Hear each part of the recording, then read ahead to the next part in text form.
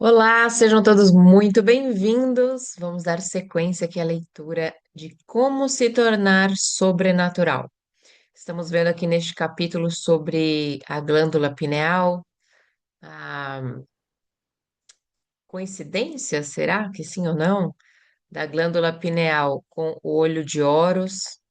O que mais que nós estamos vendo sobre a sequência de Fibonacci, que está presente em toda a natureza, em toda a construção do arquiteto maior de tudo que conhecemos, muito sobre física quântica, neurociência, entendendo mais os hormônios que a glândula pineal produz, que nós podemos produzir, né? Comparação não, a explicação científica do que acontece quando você experimenta uma medicina da floresta.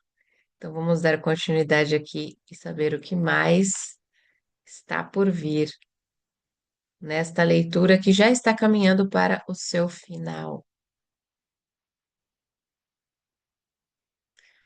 Meditação para sintonizar dimensões mais elevadas de tempo e espaço.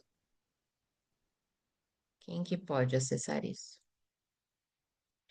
Como os níveis de melatonina chegam ao pico entre a 1 e as 4 horas, esse é o melhor horário para fazer essa meditação.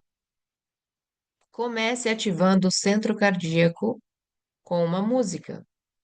Em seguida, abençoe seus centros de energia, começando pelo mais baixo, como aprendeu na meditação da bênção dos centros de energia no capítulo 4. Abençoe esse centro de energia, repousando a atenção primeiro no espaço do centro de energia e depois no espaço ao redor dele. Faça isso com o primeiro, depois com o segundo centro de energia. Em seguida, concentre a atenção no primeiro e no segundo centros ao mesmo tempo. Continue esse processo com cada centro de energia, criando um campo maior, conectando cada novo centro de energia aos centros anteriores. No fim, você vai alinhar os 8 centros de energia e a energia ao redor do seu corpo inteiro simultaneamente. Isso deve levar uns 45 minutos. A seguir, fique deitado por 20 minutos e deixe o sistema nervoso cumprir as ordens para equilibrar o corpo. Caduceu, a alquimia do self. Sintonizando dimensões superiores da meditação no tempo e no espaço. Figura 12.14.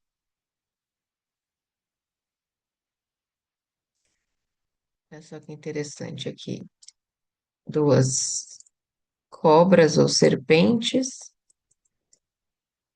Aqui na parte de cima, antes da coroa, temos uma pinha, né? Pineal.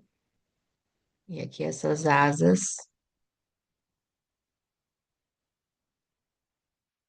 Sente-se e faça a respiração, levando a energia até o topo da cabeça. Coroa. Segure a respiração e contraia, comprimindo os cristais da glândula pineal, ativando-a e criando um campo eletromagnético. Esse campo vai se distender ao máximo e depois reverter e comprimir os cristais. À medida que aumenta a frequência, você capta domínios vibracionais cada vez mais altos. Seu cérebro pega as informações e as transforma em imagens. Um último ponto sobre a respiração. Quero enfatizar que não é necessário respirar fundo e rápido. Contraia os músculos intrínsecos e prender a respiração até ficar roxo. Quero que a sua respiração seja bem lenta, longa, constante e que você a coordene com a contração dos músculos intrínsecos ao respirar e levar lentamente a respiração até o topo da cabeça. Essa é a quarta maneira de ativar a glândula pineal. Quando encerrar a respiração, repouse a atenção entre a parte posterior da garganta e a parte de trás da cabeça no espaço. Você está localizando a pineal e colocando a atenção ali, coloca a sua energia ali. Mantenha a atenção nesse local por 5 a 10 minutos. Como pensamento, percepção e consciência, fique minúsculo. Entre na câmara da pineal e sinta o espaço da câmara no centro da glândula, no espaço. Permaneça por 5 a 10 minutos. Depois, sinta a frequência e o espaço além dos limites da glândula. Irradie a energia para além da câmara, para o grande espaço negro. Direcione a energia para transportar a intenção de que a glândula libere seus metabólitos sagrados para a experiência mística. Transmita a informação para o espaço, além de sua cabeça, no espaço. Abra-se. Sintonize na energia além da sua cabeça, no vasto e eterno espaço negro, e apenas receba. Quanto mais você estiver consciente da energia e quanto mais receber a frequência, mais irá alterar e aprimorar a melatonina em metabólitos radicais. Não espere que algo aconteça. Não tente antecipar. Apenas continue recebendo. Por fim, deite-se de novo e deixe o sistema nervoso autônomo assumir o controle. Aprecie a paisagem. Capítulo 13. Projeto Coerência por um mundo melhor. Vivemos em um tempo de extremos, e esses extremos são reflexo de uma velha consciência que não pode mais sobreviver e de uma futura consciência na qual a própria Terra e todos no planeta estão se transformando. A velha consciência é movida por emoções de sobrevivência como ódio, violência, preconceito, raiva, medo, sofrimento, competitividade e dor, que servem para induzir a acreditar que estamos separados um do outro. A ilusão de separação sobrecarrega e divide indivíduos, comunidades, sociedades, países e a mãe natureza. A desatenção, o descuido, a ganância e o desrespeito à atividade humana ameaçam a vida como a conhecemos. Por simples questão de lógica e razão, esse tipo de consciência não pode se sustentar por muito mais tempo. Como tudo caminha para polaridades extremas, é inegável que muitos dos sistemas atuais, político, econômico, religiosos, culturais, educacionais, médicos ou ambientais, são desmontados à medida que paradigmas antiquados caem. Podemos ver isso de forma mais proeminente no jornalismo, em que ninguém mais sabe em que acreditar. Algumas mudanças refletem escolhas das pessoas, outras refletem níveis crescentes de consciência pessoal. Uma coisa é óbvia: nessa era da informação, tudo o que não está alinhado com a evolução da nova consciência vem à tona. Se você não está ciente de que ocorre um aumento na frequência e energia neste momento, o aumento na ansiedade, tensão e paixão, talvez não esteja prestando atenção no seu estado de ser e a interconexão da humanidade com essa energia. Além das agitações nos ambientes políticos, sociais, econômicos e pessoais, altamente carregados, muita gente também sente o tempo acelerado ou que acontecimentos importantes estão ocorrendo a intervalos de tempo menores. Dependendo do ponto de vista, pode ser um momento histórico emocionante de despertar ou indutor de ansiedade. Independentemente disso, o velho deve desaparecer ou desmoronar para que algo mais funcional possa surgir. É assim que pessoas, espécies, consciência e o próprio planeta evoluem. A excitação energética nos seres humanos e na natureza gera várias perguntas. Será que estão em cena influências maiores que afetam a correlação da humanidade com violência, guerra, crime, terrorismo e inversamente paz, unidade, coerência e amor? Será que existe uma razão para tudo isso estar acontecendo neste momento específico? A história de projetos de reuniões pela paz. Até o momento, o poder dos projetos temporários de reuniões pela paz já foi exibido e minuciosamente testado em campo em mais de 50 demonstrações e 23 estudos científicos revisados por especialistas acadêmicos independentes do mundo todo. Os resultados demonstram de forma consistente um efeito positivo na redução imediata de crimes, guerra e terrorismo em uma média superior a 70%. Pense um pouco. Quando um grupo se reúne com a intenção específica ou a consciência coletiva de mudar alguma coisa ou produzir um resultado com energia e emoções de paz, unidade ou união, mas sem fazer nada fisicamente, o campo unificado consegue produzir mudanças em 70% do tempo. Para quantificar os resultados desses estudos, os cientistas usam uma medida chamada de análise lead-lag. Lead-lag.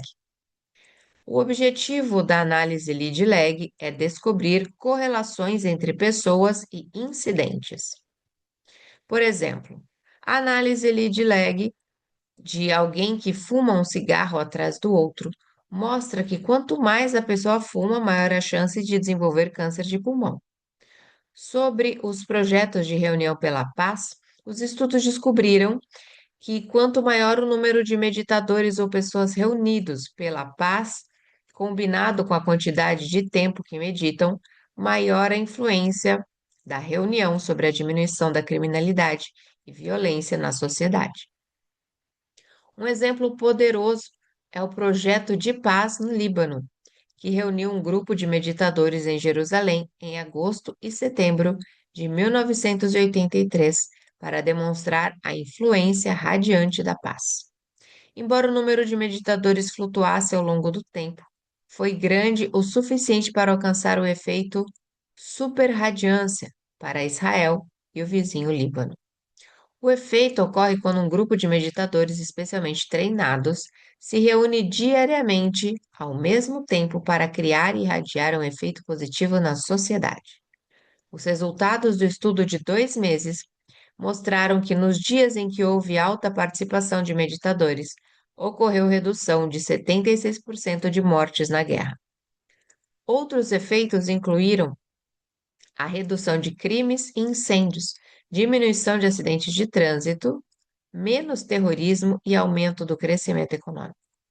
Os resultados foram replicados em 7 experimentos consecutivos durante um período de 2 anos no auge da Guerra do Líbano. Tudo isso foi alcançado simplesmente combinando a intenção das pessoas por paz e coerência com as emoções elevadas de amor e compaixão.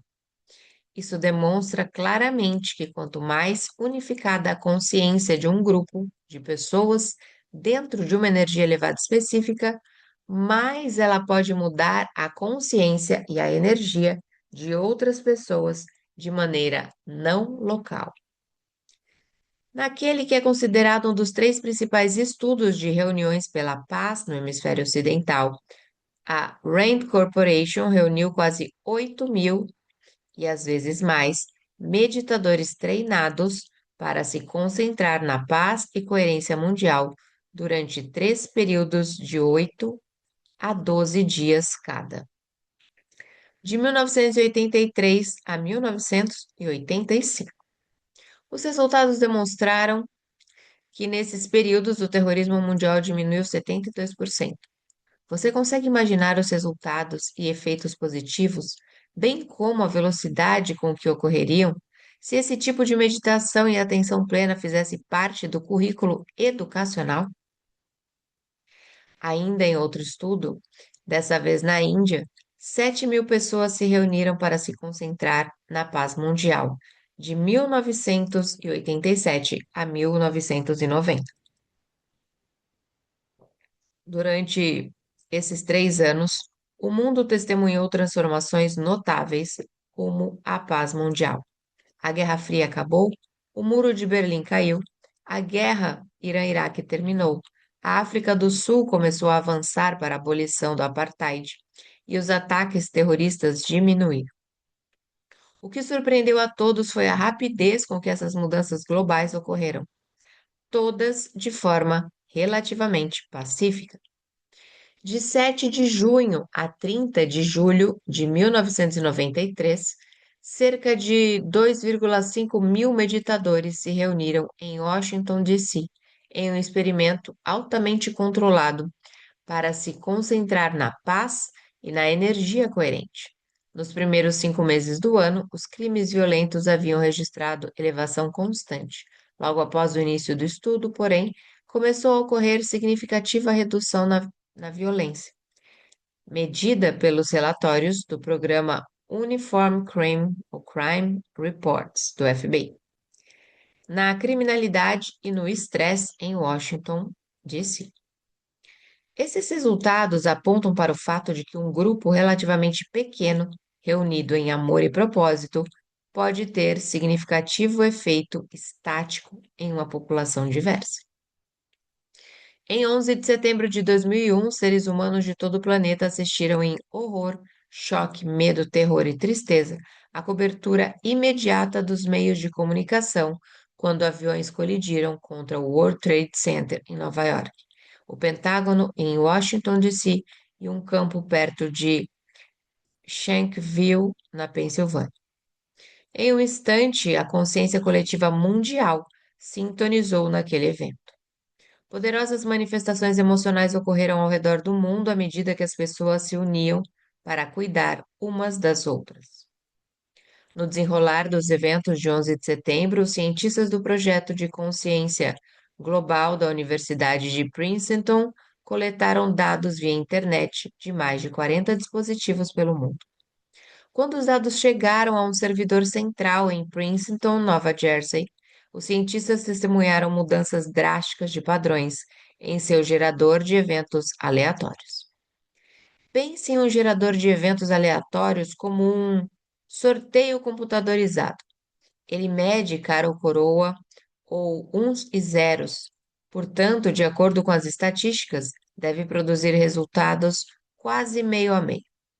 As mudanças drásticas nos padrões logo após o evento levaram os cientistas a determinar que a resposta emocional coletiva da comoção foi suficiente para ser medida no campo magnético da Terra. Todos esses estudos apontam para evidências significativas de que meditações em grupo, do tamanho certo, com meditadores qualificados que mudam as próprias emoções e energia, podem influenciar e criar efeitos mensuráveis e não localizados sobre a paz e a coerência global. Se esses projetos de reuniões pela paz são uma força de coerência em toda a sociedade, haveria forças antitéticas trabalhando contra os seres humanos para produzir incoerência? Será? O relacionamento da Terra com os ciclos solares. À medida que a Terra gira todos os dias em torno de seu eixo, a cada manhã o sol traz luz para a escuridão, calor e conforto para o frio da noite, fotossíntese para as plantas e segurança para os seres humanos. Por isso, já em 14.000 a.C., a adoração ao sol era esboçada em lâminas de pedra e paredes de cavernas. Inúmeras mitologias do Antigo Egito e Mesopotâmia, dos maias, astecas e aborígenes australianos, para citar apenas algumas, exaltaram o sol como digno de adoração, bem como fonte de esclarecimento, iluminação e sabedoria. Independentemente da localização, a maioria das culturas reconheceu o Sol como o principal controlador de toda a vida na Terra, porque sem ele a vida aqui não poderia existir. Os humanos são, em larga medida, seres eletromagnéticos, entidades que enviam e recebem mensagens via energias vibracionais constantemente, cujo corpo é composto de luz e informação organizada gravitacionalmente. De fato, todo o material deste mundo tridimensional é luz e informação organizadas gravitacionalmente. Somos seres eletromagnéticos individuais, bem como pequenos elos na cadeia de um mundo eletromagnético cujas partes individuais não podem ser separadas do todo. Em grande escala, é impossível negar a interconectividade entre a energia do Sol, a energia da Terra e a energia de todas as espécies vivas.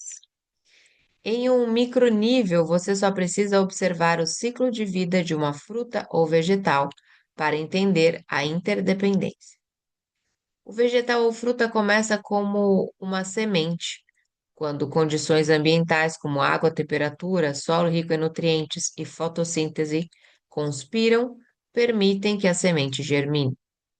Com o tempo, o broto da semente se torna parte de um ecossistema, bem como fonte de sustento e alimento para várias formas de vida. Essa cadeia complexa e o delicado equilíbrio de eventos começam pela singular localização da Terra no sistema solar. A Terra situa-se na chamada zona habitável circunestelar, uma faixa de distância orbital em torno de uma estrela na qual um planeta pode manter água na forma líquida. Embora o Sol esteja a quase 150 milhões de quilômetros de distância quando se torna ativo, tem consequências significativas para a vida na Terra, porque Terra e Sol se relacionam por campos eletromagnéticos. O objetivo do campo eletromagnético da Terra, veja a figura 13.1, é é protegê-la dos efeitos nocivos da radiação solar, das manchas solares, raios cósmicos e outras formas de clima espacial. Embora não sejam totalmente compreendidas, as manchas solares são áreas relativamente escuras e frias do Sol, causadas por interações dentro do seu campo magnético. Podem ter até 51 mil quilômetros de diâmetro. Você pode pensar em manchas solares como uma tampa em uma garrafa de líquido com gás. Se você agitar a garrafa e remover a tampa, ela produzirá uma grande liberação de fótons, luz e outras formas de radiação de alta frequência. Figura 13.1. O campo eletromagnético da Terra. Então, se você prestarem atenção, esse formato de eletromagnetismo é igual ao do nosso corpo. Bom, então vamos ficando por aqui mais esse dia de leitura. E se você chegou nesse vídeo pela primeira vez, que maravilha! Se nos acompanhou até o final é porque tem interesse por essa leitura. Convido você a se inscrever no canal, ativar o sininho para receber todo novo vídeo que chegar aqui. E caso queira vir conversar com a gente ao vivo diariamente, deixe sua vontade nos comentários que você receberá o link do nosso grupo de WhatsApp, onde iremos agora conversar sobre a leitura. Sou Vanessa Luz, um beijo no seu coração e nos encontramos por aqui numa próxima leitura.